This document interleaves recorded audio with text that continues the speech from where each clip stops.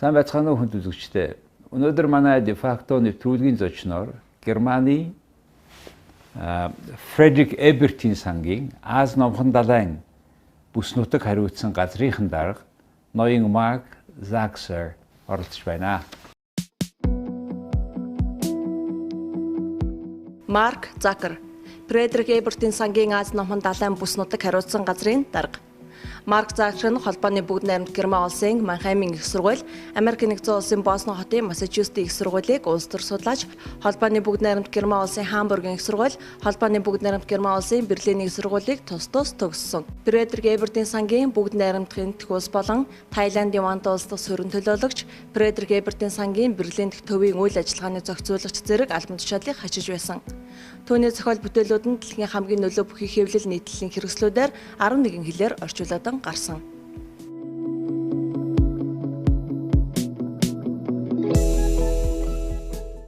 Good evening, sir.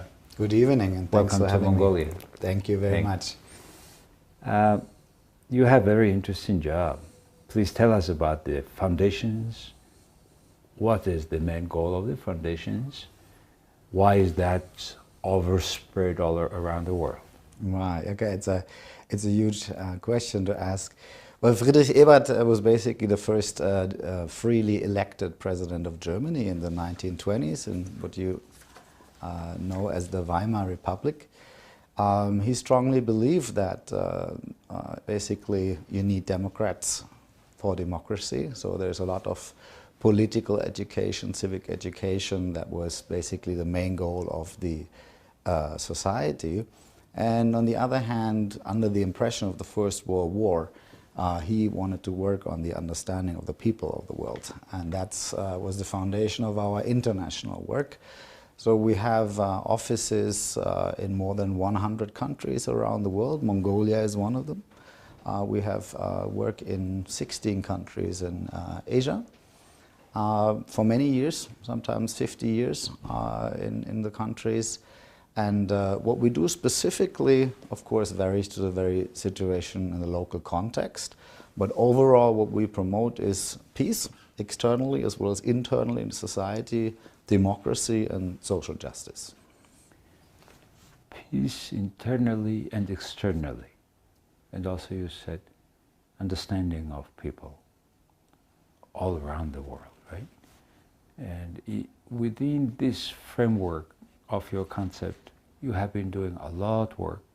You yourself personally spent almost 6 or 7 years in Asia, Thailand, India, and you have been instrumental in many dialogues, forums about better understanding, deeper cooperations. What makes people now having this sort of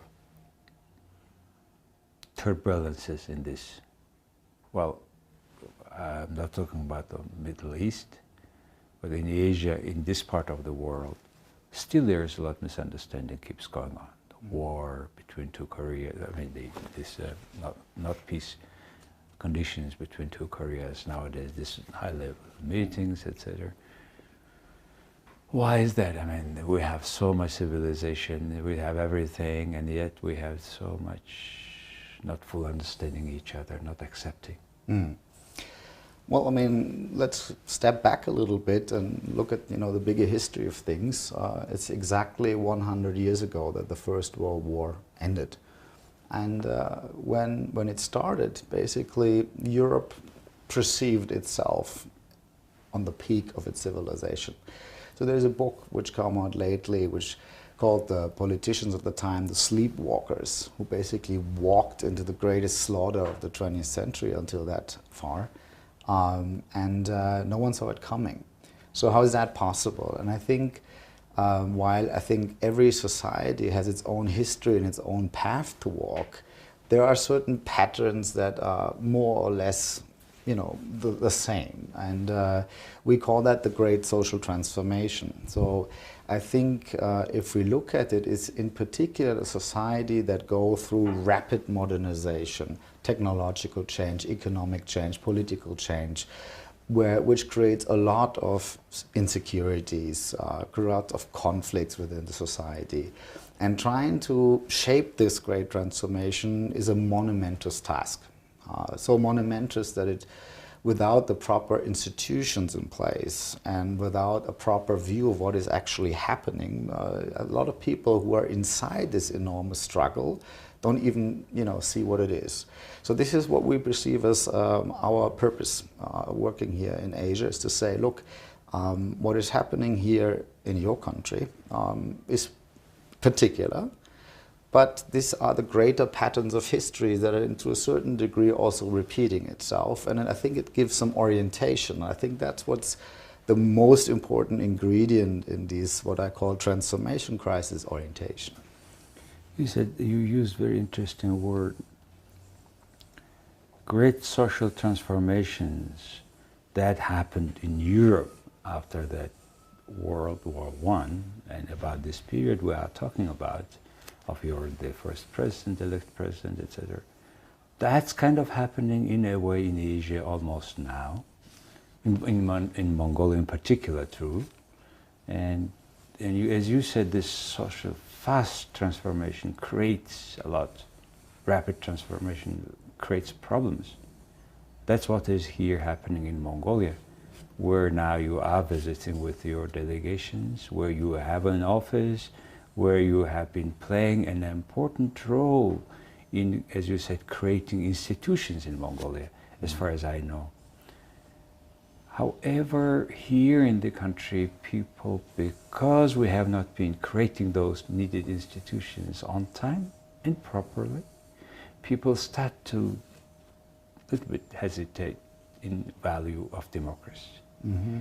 And to me, it is caused also a corruption we have, in particular caused by political party financing, land speculation in this Ulaanbaatar city, and all this injustice when happening. People recall, in particular senior people, recall the back time. Yes, we were poor, but we were not stealing. And Mongolia probably in that transformation is not unique too. So what would be your view on that? How can we do it better? Well, I think the first thing that we need to understand is, again, how fundamental and enormous the change is. Of course, we like to talk about economic development, so we measure GDP and we look at the technological change that we can see in our everyday life, but that's just the surface of it. If you really look into this great social transformation, it is really changing everything. I mean, just if you look into Mongolia, as far as I understand it now, urbanization is a big thing. If you look at how quickly the capital city has developed, and there's people who have been leading nomadic lifestyles until very recently, what does it actually mean to settle in a city? It changes everything. It changes the way that your family works. It changes your concept of time. It changes your concept of property. It changes your purpose in life. So there is so many things that are getting involved, and I think it's very understandable that people get a bit scared and a bit confused in this vertigo of change, as I call it, right? So I think orientation, a strong sense of identity is one part of the parcel. Strong institutions are another part. Again, I mean, I do not wish you to repeat the history of Europe. It took us more than 100 years to build the proper institutions to actually come to terms with this new kind of society that emerged. I really wish Mongolia you can do it faster, and I think you're doing a pretty good job at doing so, but it doesn't happen overnight. I think the political culture has to evolve. The institutions need to, have the strong capacity to be able to, fulfill the roles that they're supposed to fulfill. That is an enormous task, and I think that's why sometimes people, in a quiet moment, have their doubts if all this comes to terms. But I think, if I look around Asia, Mongolia is really a remarkable place. I mean, you're surrounded with a lot of people who are flirting with authoritarian regimes, and yet here you have a strong democracy in the middle of it. I think that's quite remarkable, and I must really applaud the Mongolian people for that. You said can Mongolia avoid that long period of Europe for that transformation? We believe we can avoid because this IT communication revolution. First, secondly, this country is very young. Half of the country is under 35 years old, who has no idea about that period, communist period, where you had no right of expressions, no freedom of freedom of speech, and even we had very little freedom to move within the country. You had special permissions, etc., etc. Whatever this communism was, dark for all countries. But because of this weakness of the institutions, these young people come and they be a part of the corrupt system. How can we convince these people it is not the way? Because our two political parties are very corrupt systems, because they don't disclose, like in Germany you do very well, disclosing. Here is not disclosing. There are no proper report of actual political party financing. The very symbolic Excel sheet is there, which is completely not true. And the election is becoming more expensive and more expensive every time. They're raising money from everywhere, and they're paying back after with positions, high-ranking positions, with winning them state tender. All this going on in front of our eyes. In these conditions, where you would start cleaning the house if you were here? Well, I do not know enough about the Mongolian situation, but I can maybe look a little bit around Asia to give you some examples. And I said it's about the development of a democratic culture. Also, it's about the development of a Weberian state, and that takes a long time. So I think what you see in many societies, not only in Asia, by the way, everywhere, that there is still a political culture that, for the lack of a better word, you call feudal. So in that sense, there is no neutral state, but there are big men who actually control resources. And they actually control networks, patronage networks, within which they distribute these resources, and in return they get loyalty, right? So that's basically the main functional cycle of societies like that. So in a sense you could say what we call corruption, or nepotism, or clientelism, or all these things maybe are the symptom, but what is the disease? And I think the disease is that we still have political cultures which work like a patronage network, and we're simply expected a two-way trade-off where you get protection and also a piece of the cake, and you have to show a loyalty, right? And then we use these other words and we describe basically this main bargaining that's going on. This is something which you can see in pretty much every country what I can think of right now, and it does take a long while to build up this Weberian state where you can basically have a neutral bureaucracy, and you have the rule of law, which can actually detach the cycle of resources and the public goods that the state has to provide. You said rule of law. You said also this natural bureaucracy. That's what both we tend to make in Mongolia, but unfortunately it's also become a very cosmetic way. A judiciary system which is to control this rule of law, that nobody is above the law, is not working. Because this judiciary system in this country, mostly all these major figures are nominated by the president, approved by the parliament. But actually they are kind of played by the president power. And nowadays, new struggle is going on because the president is replaced. New president, another new term, 4 years, and maybe another 4 years. And now they are fighting. And how long it takes time, how important it is to educate people understanding that. Well, I mean, the simple answer is to build up a professional bureaucracy costs a lot of money. And if we talk about money, then we have to talk about tax income. And if we talk about tax income, we have to talk about the economy. If I understand correctly, Mongolian economy is very strongly dependent on the export of natural resources and therefore the global commodity markets. And they're very extremely volatile. You know, sometimes they're up, sometimes they're down, and you feel it immediately in your pocket. The state feels it immediately in their pocket. So there's a dilemma right here.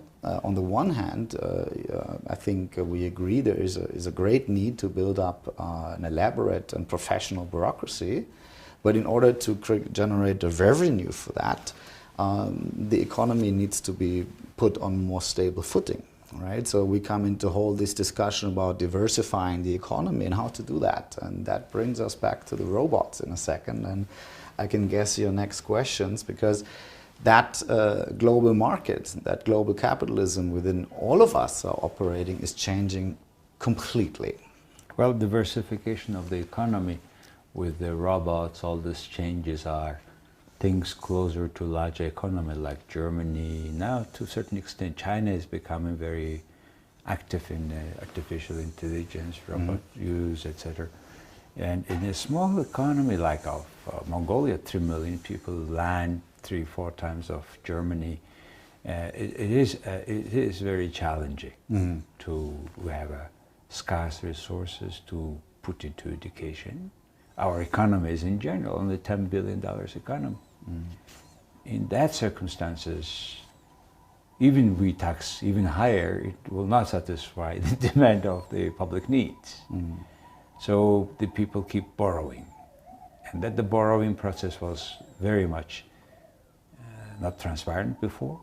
Now with IMF coming, saving from that expensive loan, things are becoming a little bit better. But still it's an issue of changing as things are happening. So when you talk about diversifying economy, I come from the understanding this one is coming from competition. Well, I mean, I think we have seen several, kinds of capitalism over the last even 500 years, you could say, from the merchant capitalism and the industrial capitalism, the Fordist model, now financial capitalism. Now we're going into a new wave, which you could call digital capitalism. So what's the big difference? To quote Jeremy Rifkin, he calls that the zero margin economy. What's actually different between digital and analog? Well, if you're producing something analog, it means you have to dig up some stuff and to build together some stuff and transport it around the world and then sell it to some consumer market somewhere in the world. And all of that, costs money. And that means you have to produce mass production in order to have the economy of scale. So that's basically the law of the industrial economy. Now we go from atoms to bits and bytes. And the magic that is happening here is that once I have produced a digital good, let's say an app or something like this, I can replicate it 1 trillion times and the cost doesn't go up at all. Right? So the rules of the market are changing, and that is actually changing the way capitalism works. So what does that mean for Asia before we come to Mongolia? Well, we see that the competition is fierce, and there are a lot of intelligent, artificial intelligence, robots, algorithms. Let's call them machines. I think we're talking about machines. It's easier to, to group them together. And those machines are now performing tasks that humans have been performing until now, which can be a great thing because some work can be very dangerous and dirty, so why would you have to do it? Let the machines do it. it becomes a problem at some time when the machines are doing all the work. Because how do you generate livelihoods and income then, right? So there is this number one first huge debate all over the world. How many of the tasks are the machines taking over? Some people say all of them. So we call that robocalypse. So that means there's a world without work, and the humans are more useless beings that are just sitting around on a sofa and don't know what to do. On the other hand, they call these people Luddites and say, you've been saying the same thing for 200 years. Every time we have a technological revolution, you people come and say there's no more work. It never happened. Capitalism will always produce new work, right?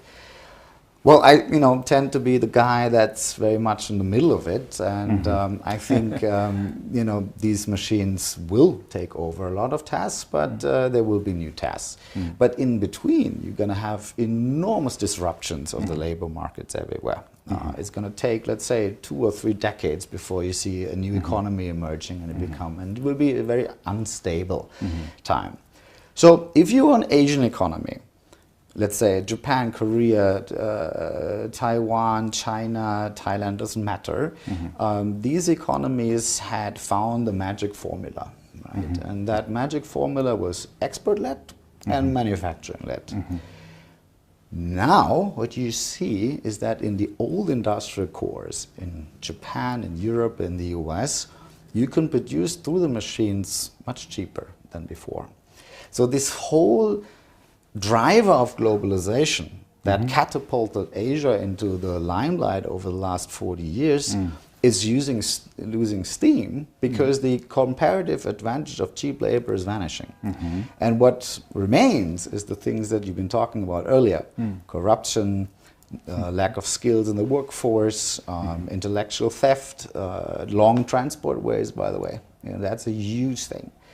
It's like it takes 4 weeks to ship a garment from Bangladesh to the European market.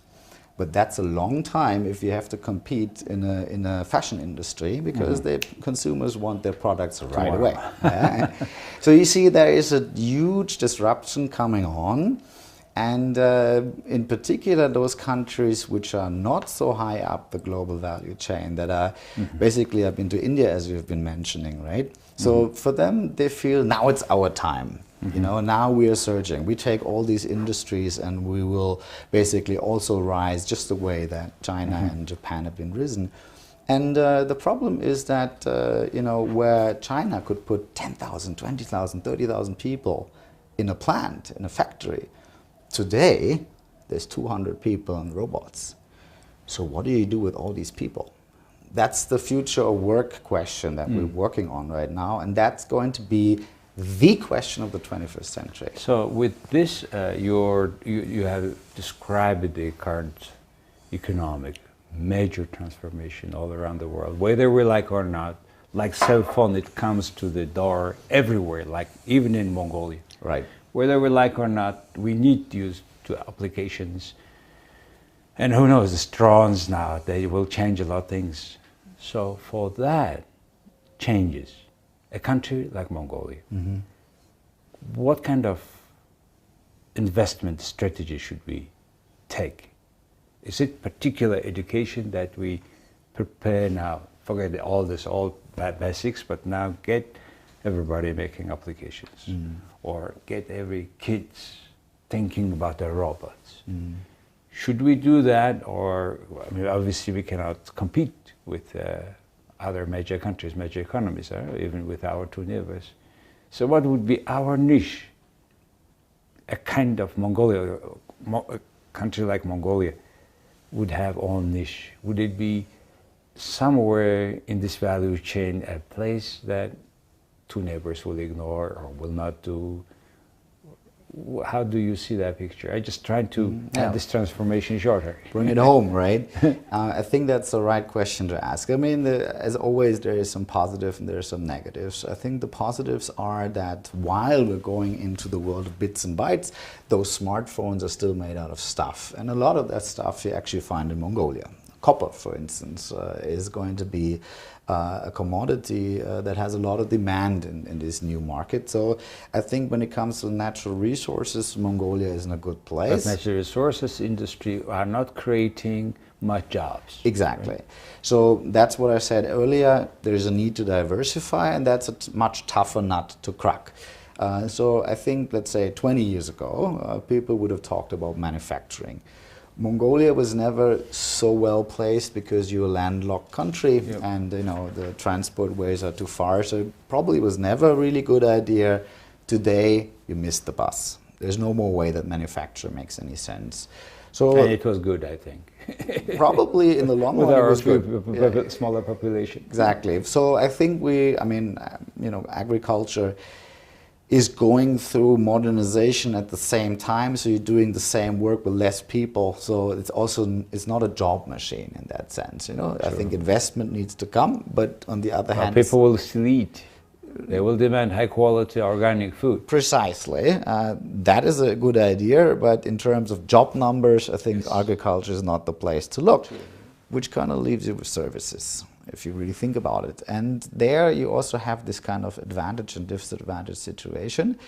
What is possible right now is through technology, for instance, the Amazon Turk platform, is that you're a young person, and let's say you are a tax accountant or something like that, you can apply directly in the global service market for a task to perform, and you do it from here. You don't have to physically go where. So you can basically make the tax declaration for a family that lives in Atlanta, Georgia in the United States.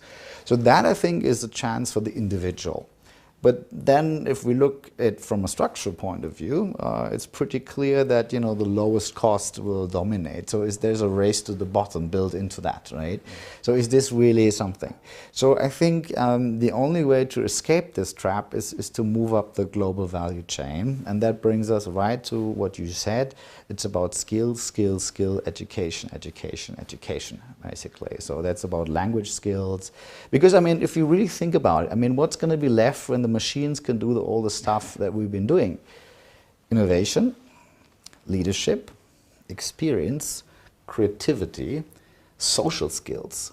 That's actually what matters in the future. With this in mind, with all pictures we discussed about Mongolia, problems, corruptions, transformations, and also technology changes the global world is offering, what your foundation is going to do in Mongolia? What will be new? What will be your accent? What will be your focus in Mongolia? Well, I think the future of work is a fascinating topic. I think it's not as much talked about as it should be, which is also, by the way, similar in other countries. I think it needs to be the center of attention, because think about the social consequences and the political consequences when the labor market is not stable.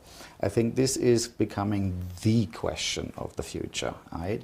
So we want to put it right in the center of our agenda here and really talk about, so what does it mean? What does it mean for politics? What does it mean for labor units? What does it mean for corporations? More dialogue with that context you are describing, thinking more about tomorrow. Exactly. Are we ready?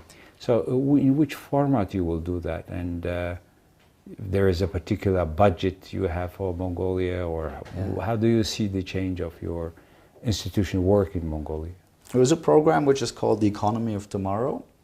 So that brings together top economists, but also political decision makers from all the major economies of Asia, and some Europeans are also joining sometimes, where we're debating exactly those questions. So what is the labor market of tomorrow? What is the energy system of tomorrow? What is the education system of tomorrow? So you will involve all stakeholders in Mongolia. Precisely. And then, of course, there's the work that we do right here, right?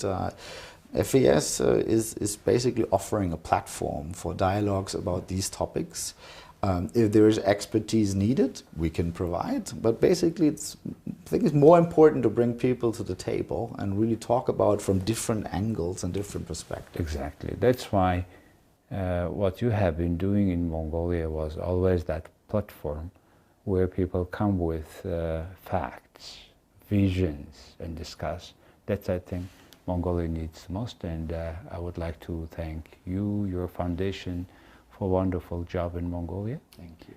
And with also a lot German-speaking Mongolians, we have a particular place for Germans, and for Germans, particular place for Mongolians. So, good luck, sir. Thank you very much. It's Thank been you. a pleasure. Thank you, Mark. Thank you. За хүн төлөвчтэй өнөөдөр манай Defacto нэвтрүүлгийн зочноор Монголд олон жил ажиллаж байгаа энэ Германы Фридрих Эбертийн сан гэж байдаг. Энэ сангийн Аз номхон далайн бүс нутгийг хариуцсан энэ газрын дарга Монголд ажиллаж байгаа. Энэ хүнтэй ярилцлаа. Ер нь ирээдүйн эдийн засаг гэж юу вэ гэдэг тухай нэлээд ярьлаа. Их баярлалаа.